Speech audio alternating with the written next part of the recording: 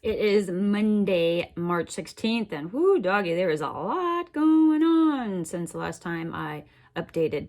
Not necessarily just with me, but this whole COVID-19 thing, and oh man, all I can say is I hope we got in front of it enough so we can flatten that curve and not make this a horrendous thing versus just a really not good thing.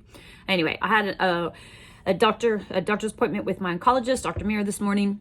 This is a follow-up to what the radiation surgeon said last week about me not being a candidate for the Y90 radiation treatment, which goes in and directly hits the tumors with radiation, or the ablation, where they go in and they basically burn out the lesions. One of the recommendations, or one of the ideas that surgeon last week said was a liver surgeon could go in and remove the right lobe of my liver, where most of the cancer is, and then there's a little piece on the left lobe that could be cut out very easily, and just remove the cancer like that. In talking to my oncologist this morning, he's actually very excited about this. He gave me two names of individuals that he works with, liver surgeons who would be aggressive enough to do this, and would be great at doing this. I thank God, and I mean that, thank God, because I prayed when I left the oncologist this morning that the surgeons that Dr. Mir referred me to are actually in my network, and they are. So I already have an appointment set up for next Tuesday to talk to the liver surgeon about it, see if he thinks it's a good idea, and basically get the surgery scheduled. Dr. Mir says he would foresee that if we could get this surgery done in the next couple of weeks, 3 weeks or so, that would be the best bet to keep the cancer from spreading. It does kind of suck on one hand that I am just starting. I feel great now. I feel like I finally healed and I'm back from the surgery in January, and here we go with another one, but it's okay.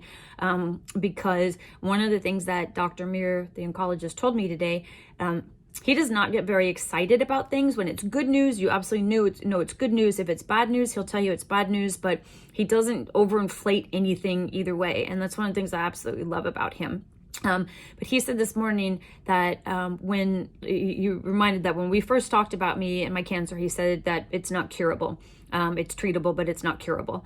And today he said for the first time, he actually feels there is a very, very small percentage that with this surgery, if we can contain it from spreading before the surgery, that my cancer, he would look more at it would be cured. Now, there's always that, it's because it went to stage 4, it still is floating around in the body at this point, and it could come back, but he is more optimistic about doing the surgery and getting the cancer out of my body than he has been about anything else. And so, again, he said a very, very small percentage, but prior to that, he just wanted to treat me, and now he said that he feels like there may be something more than just treating me, and that's just absolutely a miracle. So I will go in on Tuesday, find out from the liver surgeon if he wants to get in and get this done, and if so, we're going to turn around and get it done quickly. The one good thing about all this COVID stuff going on is that physical meetings are being canceled, and we've canceled a lot of our physical meetings and are continuing to, and probably will for at least the next month. CDC's latest recommendation, I think, came out yesterday, was no more than 50 people for the next 8 weeks, and that's pretty much everything we do.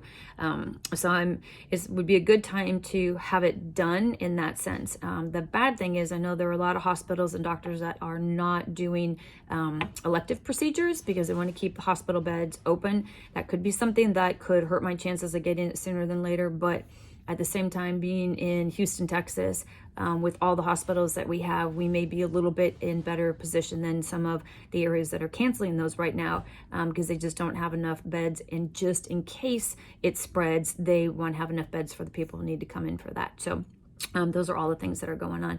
So that's it for now. Oh no, there was one other thing. He does want to start me on chemo.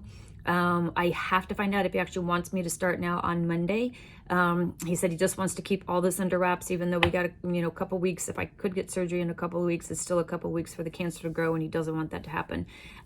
He would not do the Avastin, and the Avastin is the one that once you have that, you can't have surgeries for at least 6 weeks, because it basically, your blood won't clot, but he would hold that. So he may throw me in and do a little bit of chemo, at least 1 or 2 treatments before I could get in and get the actual surgery done. So I'm waiting to find out back from the doctor today, from Dr. Meard, if I'm going to go in next week for chemo, or if the Tuesday appointment is close enough and he doesn't want to. So that's kind of the only thing that would happen between now and next Tuesday, information wise.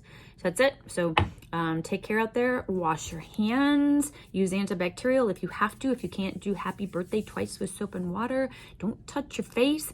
Don't cough on people. Don't go out if you're coughing, which actually I'm going to add right now is really hard in Houston because everybody is stuffy and has some congestion stuff because of allergies.